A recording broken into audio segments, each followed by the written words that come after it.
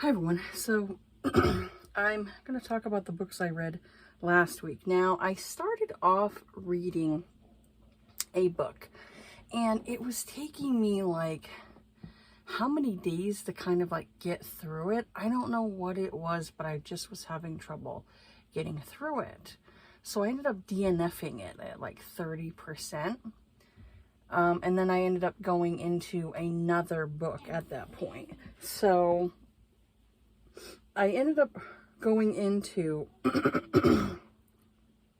I guess this is a starting of the Rizdaverse, because it says it's number 0.25, so obviously it's probably more of a beginning book. It is a novella, so you get through it pretty quickly. So this one is The Alien's Mail Order Bride. It says Mail Order Bride's number 1, so I'm assuming there are other Mail Order Bride ones. I don't know, I didn't see it, but I'm sure I probably, you never know, I might have it on my Kindle and be like, oh, there it is. Because I do tend to like, add books on and then I don't realize. And then I'm like, oh yeah, that's book number 2. I'll like go through my Kindle and I'll be like, there it is. So sometimes I do that. So I ended up giving this one a 4. So we got the characters of Emvor and Nicola. So I said, this is a slow moving novella. It's a novella. It's not that long, but it was slow moving because of the characters. So I give the spice rating of 3 chili peppers out of 5. I said, so Emvor is a hermit who prefers to have his solitude at his farm, but he is missing a partner. And so he decides to get a mail order bride, like an alien species like him. He's like another like Masak, or whatever they call themselves, Masak. And so he wants someone who's going to help him farm, plus, you know, be his mate. Also, he is self-conscious about his body because half of his face is like scarred from battle and he has a permanent limp. So I said, oh, unfortunately, or perhaps fortunately, whichever way you look at it, the woman who comes off the train isn't the woman he bought. It's not the woman he ordered. So it says Nicola is a human that was kidnapped from Earth when she was 12 years old. Fortunately, she wasn't sexually abused by other alien species. She was owned by this older alien who basically used her as a pet. So I don't know if that's any better, but I mean, if, I look at it as women, I think if you were abused, that you could probably get over it a little quicker because you are a woman. Where if someone's 12 years old, not even a teenager, that's probably more of a traumatic experience. So I could say things like that might be more lingering as she gets older. So it's a good thing that she was not abused. And it would be really hard to read personally if I heard about that. Knowing that she was 12 or 13 or whatever it is, and she was like abused. It would be a very hard thing for me to read. I'd be wanting to jump through the book and strangle somebody. So, so for me, I'm glad that Ruby Dixon did not write that. So she was owned by an older alien and treated like a pet, and that's not any better, of course. And so she really just, she was with this person for years. And so her owner basically passed away. And so she had set up something to where she wanted to be taken care of. Like somebody was, she can find somebody to marry so she can be taken care of and be protected in, obviously in space. So she pretends to be like this alien. She went and wore like a disguise.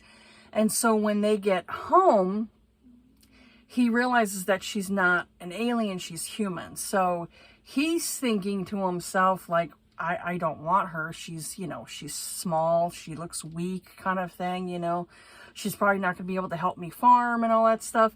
And he really doesn't want to use like the machines. They have like these machines on the different farms. Now this is a different planet. This is like a Casa planet, where the other one was a different name, Rizda 3. So this one here is a different planet than the other ones. But he, you know, doesn't like to use the machines. Like, I guess farming's pretty easy because they have like this technology that has these machines that'll farm for you. So I guess making sure the machines work properly, that's probably the one thing you have to do, is make sure the machines are running properly. So he doesn't want to use those because he had a bad experience with them in battle. So don't blame him, you know, honestly.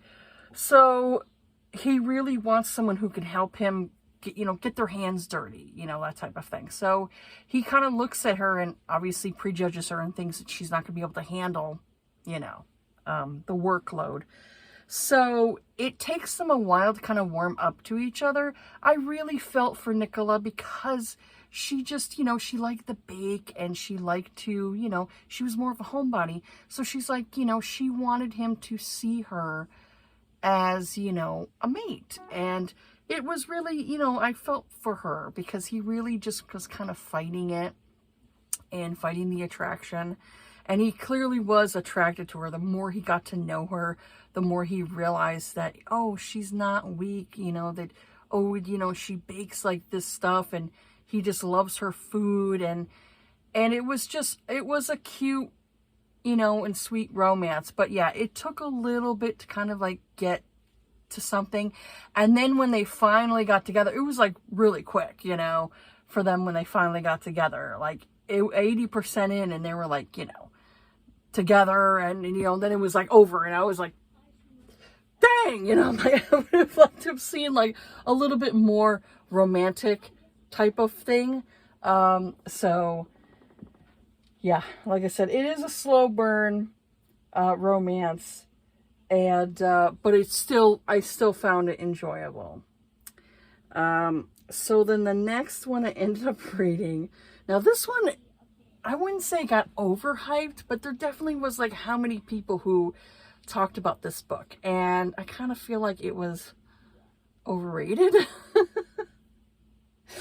Maybe because it's me, because I have been reading kink and romance novels and all kinds of stuff for many years. Okay, so I have read some erotica. I have read some stuff that is like, woo, you know, just spicy.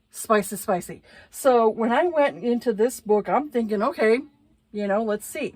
So I ended up reading Games We Play. It's a one-night series by Dana Isley. I don't know how to pronounce her name. I gave this 3 stars. Okay. This kind of reminded me of like a 50 Shades of Grey with a nerd who's constantly behind his computer. So we have this guy who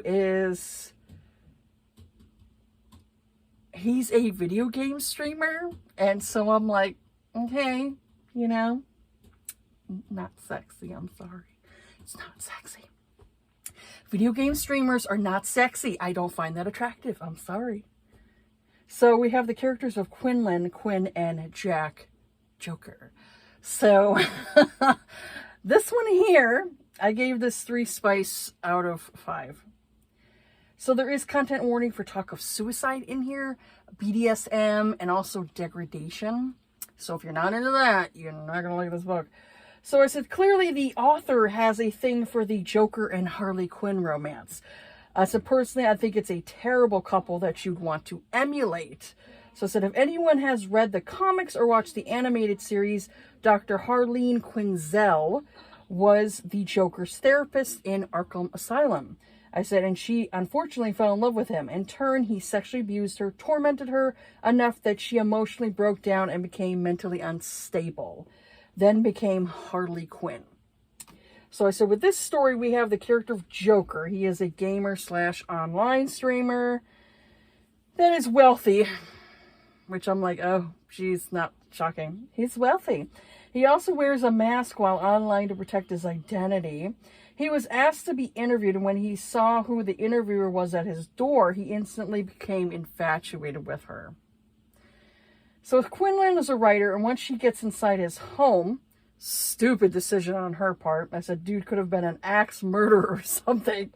Her and Joker quickly get down and dirty. I'm sorry, but if I'm going to some dude to interview him, I am not going to his home. No, red flags, please. I'm not going to be doing that. Because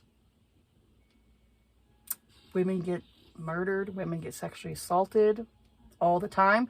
So, yeah, no, that's a big no for me. So this book was fine, but it wasn't nearly as twisted or shocking as people made it out to be. I said I felt that the kink was very light. I've definitely read kinkier before.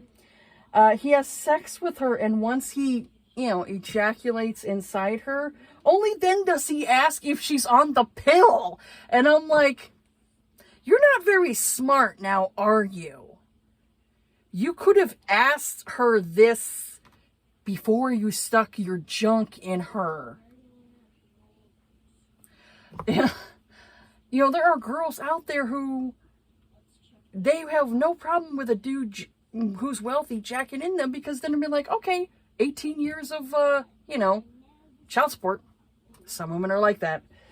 So I said, you're a dumbass. I said, why not ask her before? Or here's an idea. Why not wear a condom? Because diseases do exist too. So yeah. So he takes her to a club. Shocking, he owns it too. Then when he isn't around, she ends up getting grabbed by some creep, twists her ankle, and her and Joker end up doing it in his office doggy style, while she still has a sore ankle. And then he tells her that he punished her for allowing some dude to touch what is his. I said, okay, so you're saying that she asked to be grabbed. So I said, he's a douche. This guy is a douche. I was just like, this guy is a freaking idiot for being supposedly so smart on the computer and a wealthy person. And I'm just like, I call bullshit.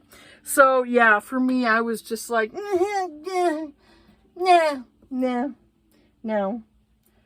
Yeah, it was just a little too far-fetched for me. And I was just like, okay, yeah, this is not my thing. Yeah, it was like a combination between like 50 Shades of Grey. No offense to anybody who loves those books, but that was hot garbage. I was reading romance before 50 Shades of Grey came out, and that's not good romance. No. Bad writing. How many times do you have to be told that Christian Grey cocks his head to the side because Anastasia just flabbergasts him? Oh, you want to talk about a book series I could not stand? That one. And so whenever people go and use like the same type of storyline kind of thing, like this guy's so smart and he's so rich and he has all this stuff, and I'm just like, okay, sure. This is why I'm not into the billionaire romances, because the dudes are always like, oh, I'm so smart and stuff. But I mean, the guy does such stupid crap. For someone that you're so smart, you're so stupid. So yeah, that just didn't do it for me. And I'm just like, well, I'm kind of glad that I read it just to read it. So that way I could say, hey, it's overrated. Sometimes some people suggest books and I'm just like, I question some people's tastes. I really do. No offense, but sometimes I do. I'm sure I probably have some books that I really liked and some people thought was trash. So there you go. But yeah, that one there was overhyped and not very good. So yeah, there's that. I'm hoping to get into some other stuff soon. I'm really kind of like pushing myself to read some of my historicals soon and my holiday ones, because Thanksgiving is coming up like quickly, and then before I know it, Christmas will be here, and so I really need to like buckle down and try to get through some of these books. But yeah, that's it for this video here. Have yourselves a good day, take care of yourselves, be kind to each other, be safe out there, and I will see you all on the next video. All right, bye.